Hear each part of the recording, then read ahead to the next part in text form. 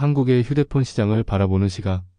이 글은 스마트폰이 대중화되기 전인 2010년 즈음에 쓰여진 그림으로 이를 감안하여 봐주시기 바랍니다.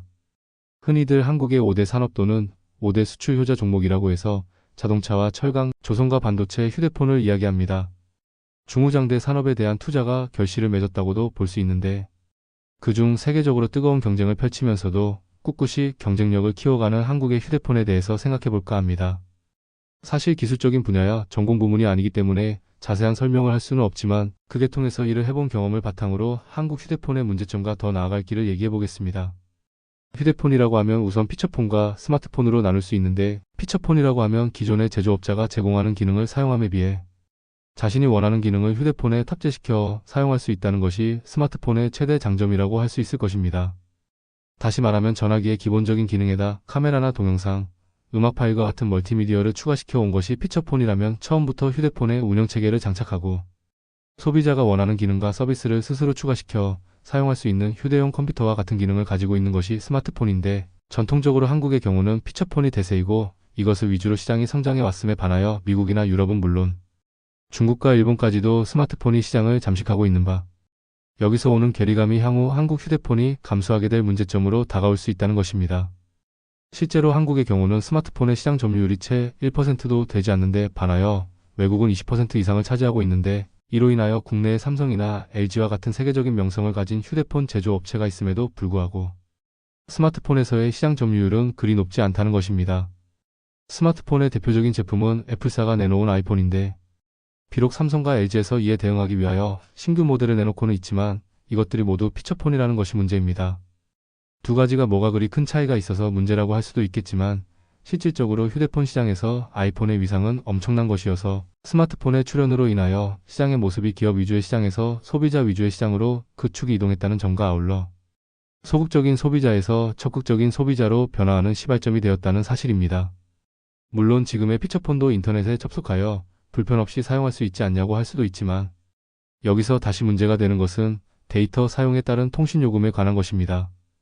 스마트폰의 경우라면 무선 인터넷을 이용하여 인터넷 사용을 무제한으로 할 수 있음에 비해 피처폰은 데이터 요금을 따로 지불해야 하는 불이익이 초래된다는 것이지요. 실제로 데이터 정액 요금제와 같은 방식을 통해 이러한 불이익을 줄여가려는 노력이 통신사별로 행해지고 있다고는 하지만 처음부터 인터넷에 접속하여 다른 서비스를 이용하는 스마트폰에 비해 부담이 있는 것이 사실입니다. 게다가 이러한 공급자 위주의 마케팅은 호환성에 문제가 발생하는 것이 당연한 귀결인데 해외에서 휴대폰을 사용하게 되는 경우 기존의 로밍을 통한 서비스는 아무래도 통신요금이 부담스러울 수밖에 없는 상황입니다.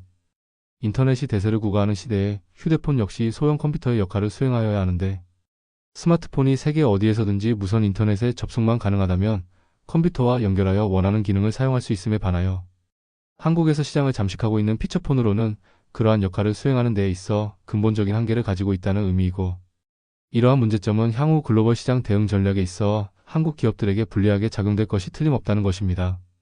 우선은 시장 자체가 공급자 위주의 시장이냐 아니면 소비자 위주의 시장이냐 하는 관점에서 볼 때 대개 산업은 초기에는 선점자의 이점을 활용한 기업이 독점 수입을 챙기다가 그 후 시장에 진입한 경쟁자와 경쟁을 하면서 소비자가 원하는 서비스를 먼저 제공해주는 기업이 최종 승자가 되는 경우가 일반적입니다. 그런데 지금은 휴대폰 시장의 변화 단계에 있어 기업이 제공해주는 한정된 서비스를 벗어나 스스로의 필요에 의해 기능을 장착하는 시기로 접어들었다는 것이고 또한 무엇보다 중요한 문제는 시장 자체가 한국이라는 좁은 시장에서 벗어나 전 세계 시장을 두고 경쟁을 함에 있어 지금과 같은 휴대폰 시장의 구조상 스마트폰에 대한 기술 개발이 점차 뒤떨어질 것이고 이는 결국 삼성이나 LG전자와 같이 지금은 잘하고 있는 휴대폰 제조업자들에게도 좋지 않은 결과를 가져오게 될 것이라는 사실입니다. 그리고 또한 한국이 휴대폰 강국이라고 열심히 떠들며 자랑스러워하고 있다지만 그 역시 내면을 들여다보면 썩 그리 자랑할 만한 모습은 아니라는 건데 휴대폰 제조업자와 통신사 그리고 휴대폰에 들어가는 소프트웨어를 개발하는 업체의 삼박자가 골고루 발전해야 하는 것이 바람직한 모습이지만 한국이 비록 제조에서는 강점을 보인다고 하더라도 통신사의 서비스 수준이나 개발업체의 경쟁력도 외국에 비해 우수한 경쟁력을 지니고 있다고 볼 수는 없다는 것입니다. 그럼에도 이러한 사실에 대한 전반적인 인식이 없이 그저 우리가 잘하는 것만 강조하고 다른 부족한 부분에 대해서는 언급을 회피하거나 귀를 막아버리는 와중에 스스로 고립을 자초하고 있다고 보여집니다. 왜 중국이나 일본 사람들은 미국이나 유럽을 가면 자기의 휴대폰을 가지고 불편 없이 사용할 수 있음에 반하여 한국 사람들은 똑같은 상황에서 로밍 서비스의 비싼 요금을 걱정해야 한다는 얘기냐 하는 것이지요.